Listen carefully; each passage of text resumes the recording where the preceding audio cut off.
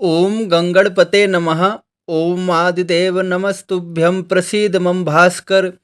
दिवाकर नमस्तुभ्यं प्रभाकर नमोस्तुते। नमस्कार, मैं आपका मित्र पंडित लोकेश गहतोड़ी आप सभी का हार्दिक स्वागत करता हूं अपने यूट्यूब चैनल पर। आज हम इस वीडियो के माध्यम से मेष संक्रांति की चर्चा करेंगे। अगर आप चैनल पर नए हैं और आपने अभी तक चैनल को सब्सक्राइब नहीं किया तो प्लीज़ सब्सक्राइब कीजिए और बेल आइकन प्रेस कीजिए ताकि सबसे पहले वीडियो की नोटिफिकेशन आपको प्राप्त हो सके। और अब आप डेली टिप्स प्राप्त करने के लिए भी मेंबरशिप ज्वाइन कर सकते हैं। चलिए वीडियो पर आते हैं। 14 अप्रैल 2025 इस दिन सुबह 3:30 पर सूर्य भगवान राशि परिवर्तन करेंगे। ग्रहों के राजा सूर्य नारायण ग्रहों के सेनापति मंगल की राशि मेष राशि में प्रवेश करेंगे। मेष राशि सूर्य भगवान की उच्च राशि होती है। इस राशि में सूर्य भगवान का विशेष प्रभाव देखने को मिलता है। वैशाख मास भगवान नारायण को अत्यंत प्रिय है। इस महीने से सभी मांगलिक कार्य शुरू हो जाते हैं। संपूर्ण प्रकार के जो मांगलिक कार्य हैं आप शुरू कर सकते हैं। इस महीने दान पुण्य कथा तीर्थ यात्रा पूजा पाठ आदि 100 गुना फल प्रदान करते हैं।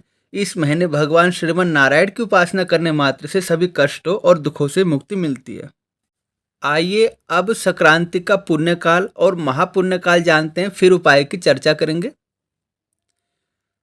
14 अप्रैल 2025 दिन सोमवार।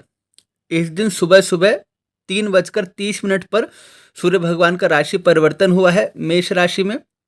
संक्रांति का जो पुण्य काल है वो सुबह 5:57 से दोपहर 12:22 तक है। फिर सुनिए, सुबह 5:57 से दोपहर 12:22 तक संक्रांति का पुण्य काल है, यानी 6 घंटे 25 मिनट का आपके पास समय है। और महापुण्य काल की बात करें, जो विशेष समय होता है वो प्रातःकाल 5:57 से 8:05 तक है। प्रातःकाल वो प्रातःकाल 5:57 से प्रातःकाल 8:05 तक है। 2 घंटे 8 मिनट का ये महापुण्य काल है। पुण्य काल और महापुण्य काल क्या होता है? इस समय आप गंगा जी में स्नान करते हैं अथवा घर में ही गंगा जल से स्नान करते हैं। इस समय आप दान पुण्य करते हैं, कोई भी पूजा पाठ आप करते हैं, कुछ भी घर में आप मांगलिक कार्य करवाते हैं, कुछ भी कथा कीर्तन आप करते हैं, तो इसका विशेष आपको फल मिलता है। देखिए, वैसे तो पूरा वैशाख मास ही अत्यंत पवित्र और शुभ माना गया है और वैशाख मास का विशेष महात्म्य है। और संक्रांति का दिन तो उसमें और अधिक श्रेष्ठ माना जाता है। लेकिन जो इसका पुण्य काल या महापुण्य काल की बात होती है, ये एक तरह से सिद्धि देने वाला समय होता है। इस समय आप दान करें, पुण्य करें, सेवा करें, परोपकार करें तो उसका विशेष फल आपको प्राप्त होता है। इस प्रकार आपको समझना चाहिए। अब उपाय की चर्चा कर लेते हैं।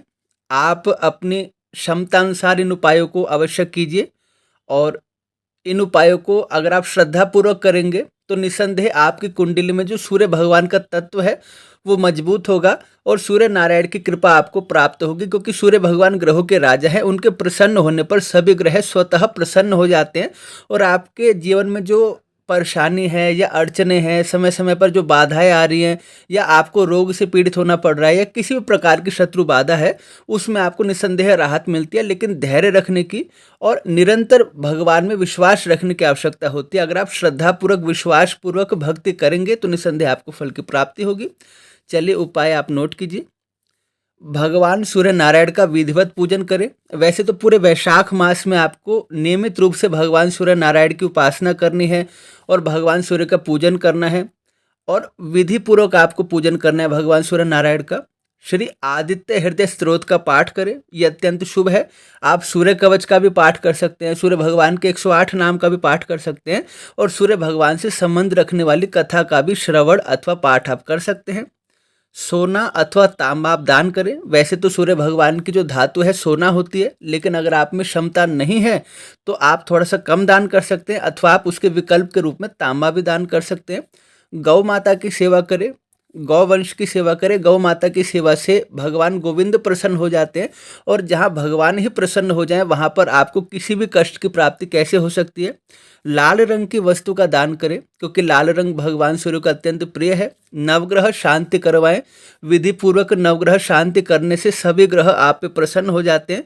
सूर्य भगवान के मंत्र का संकल्प करके 11,000 की संख्या में आपको जाप करवाना बहुत ही शुभ रहेगा, क्योंकि इससे अगर कोई भी अंतर्दशा या महादशा ऐसी आपकी चल रही है जहाँ पर आपको आत्मविश्वास में कमी आ रही है, या आपको नेत्रों में पीड़ा है, या आपको कहीं ना कहीं बार बार इन्फेक्शन की समस्या हो रही है, और ऐसी अज्ञात बीमारी का आपको सामना करना पड़ रहा है जहाँ पर आपको समझ नहीं आ रहा है कि मुझे किस प्रकार की समस्या है, तो उसमें भी ये बहुत ही कारगर उपाय है। भगवान श्री सत्यनारायण जी का पूजन करें। उनकी पूजा आराधना तो विशेष फल प्रदान करने वाली है।